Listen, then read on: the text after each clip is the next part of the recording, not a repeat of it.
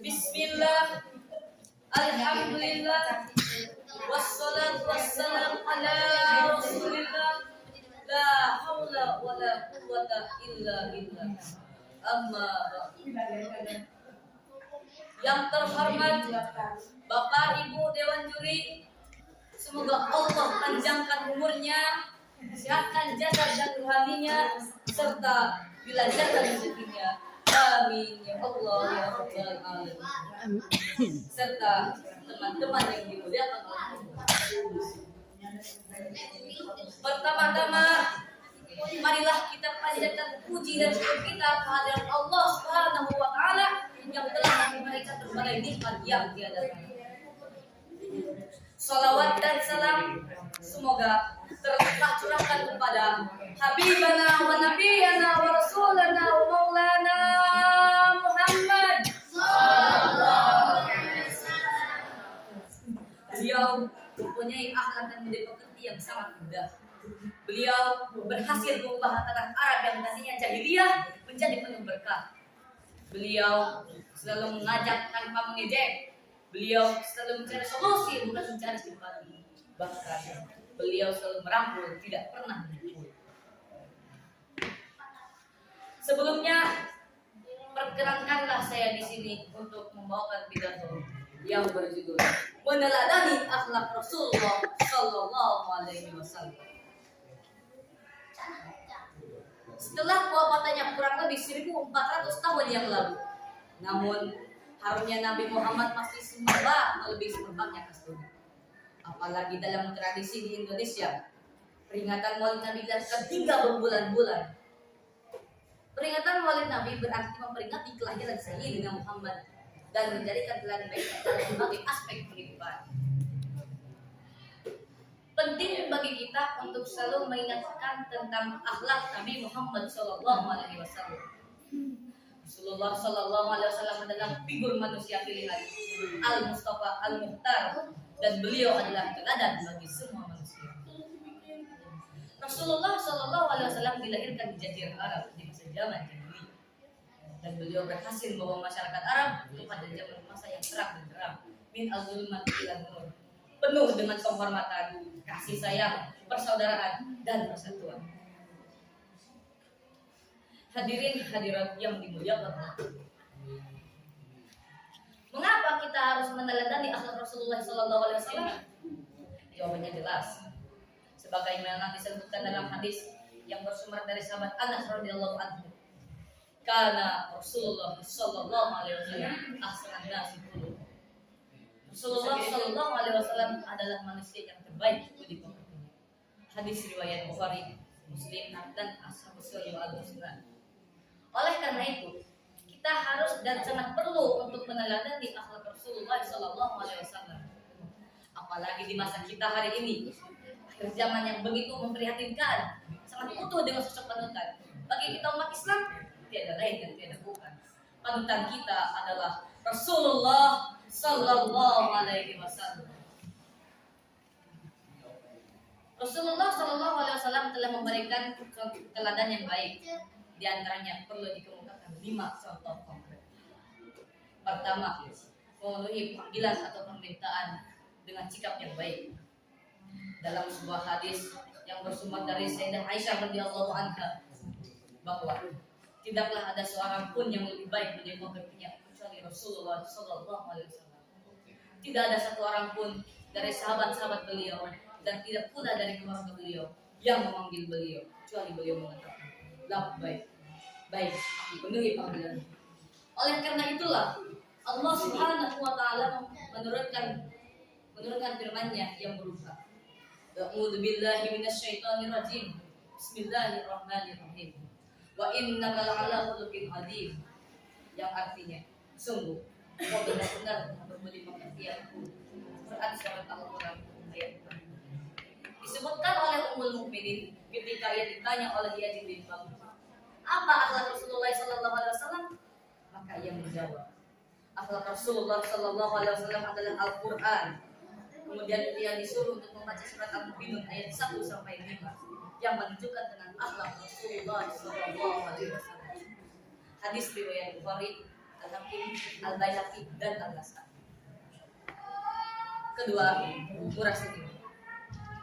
Disebutkan dalam hadis tentang akhlak Rasulullah SAW ketika berada sendirian di rumah. Dari Aisyah radhiyallahu anha, ketika ia ditanya, apa yang dilakukan Rasulullah SAW ketika berada sendirian di rumahnya, maka beliau menjawab, Rasulullah SAW adalah laki-laki yang sangat lembut dan sangat mulia. Beliau adalah seorang dari kaum laki-laki kalian. Hanya saja beliau mewariskan banyak senyumnya. Hadis riwayat Ahmad dalam Musnad Ahmad dan Ibn Sa'id dalam Tabaqat. Ketiga, hidup sederhana dan mengerjakan berbagai pekerjaan rumah tangga. Beliau adalah sosok yang sangat sederhana. Beliau menjahit bajunya, menyambungkan sandalnya yang putus. Disebutkan dalam hadis dari Aisyah radhiyallahu anha, ketika ia ditanya, apa yang dilakukan Rasulullah SAW ketika berada di rumahnya, maka beliau menjawab, beliau menjahit bajunya, menyambungkan sandalnya yang putus, dan melakukan berbagai pekerjaan para suami di rumah-rumah mereka. Hadis riwayat Ibnu Hibban. Keempat, penuh kepedulian dan sosial. Abu Ya'la dalam musnadnya meriwayatkan sebuah hadis dari Anas radhiyallahu anhu dan dikutip juga dari dalam kitab Ihya Ulumuddin karya Imam Al-Ghazali dan Al-Dur Al-Mansur Al-Jalaluddin Asy'ari. Artinya, Rasulullah SAW ketika ada orang yang tidak bersama saudara-saudaranya selama 3 hari, maka beliau akan menanyakan keadaan. Jika ia tidak hadir, maka beliau akan memanggil. Jika ia hadir, maka beliau akan menghampirinya. Dan jika ia sakit, maka beliau akan menjenguk. Hadis riwayat Abu Ya'la. Kelima, mengajarkan kedamaian. Nabi SAW mengajarkan kedamaian, bukan kekerasan, anarkisme, kemurkaan, apalagi terorisme yang justru mencederai sistem Islam sebagai agama yang rahmatan lil alamin. Padahal orang Islam sejati itu adalah orang yang tangannya atau perbuatannya dan lidahnya atau ucapannya tidak mengganggu dan tidak menyakiti hati orang lain. Dengan demikian dapat kita sadari bahwa Islam adalah agama yang mengajarkan tentang kasih sayang dan damai, bukan kekerasan, anarkisme, apalagi kemurkaan yang justru mencederai citra Islam sebagai agama yang rahmatan lil alamin. Oleh karena itu, tepatlah seorang yang bernama Michael Hart dalam buku yang populer memosisikan Nabi Muhammad SAW di urutan yang pertama dari 100 tokoh dunia yang paling berpengaruh dalam sejarah. Berdasarkan fakta tadi, jelas isi risalah Nabi Muhammad SAW adalah menyempurnakan akhlak yang mulia. Sabda beliau, sungguh tiada lain aku diutus kecuali hanya untuk menyempurnakan akhlak yang mulia. Hadis riwayat Al-Bukhari, Al-Hakim, dan lainnya. Namun sangat disayangkan atas kebebasan hak asasi manusia, kebebasan berekspresi dan mengemukakan pendapat saat ini di era media sosial, di era smartphone, di era internet, banyak sekali perkataan dan ujaran yang ditulis melalui status, meme, dan sebagainya, yang berisi muatan yang penuh dengan kebencian, saling fitnah, dan berita yang tidak benar. Baik itu adalah buatan sendiri atau diri sedang menyebar ke seluruhnya. Bahkan fenomena ini menjadi semacam budaya. Hadirin hadirat yang dimuliakan Allah. Dengan demikian, sungguh sudah sangat jelas akhlak agung Nabi Muhammad SAW yang harus kita teladani dengan sungguh-sungguh. Baik dalam lingkup kecil, masyarakat kita, keluarga kita, maupun lingkup yang besar, bangsa dan negara. Semoga kita semua diberi pertolongan oleh Allah Subhanahu wa taala bisa meneladani akhlak Nabi Muhammad SAW agar kita terhindar dari laknat dan ketidakriduannya. Amin ya Allah ya Rabbal alamin. Sebelum saya mengakhiri, saya mengajak kepada seluruh umat yang Islam yang ada di Indonesia yang akan meneruskan bangsa, yang menjadi harapan bangsa.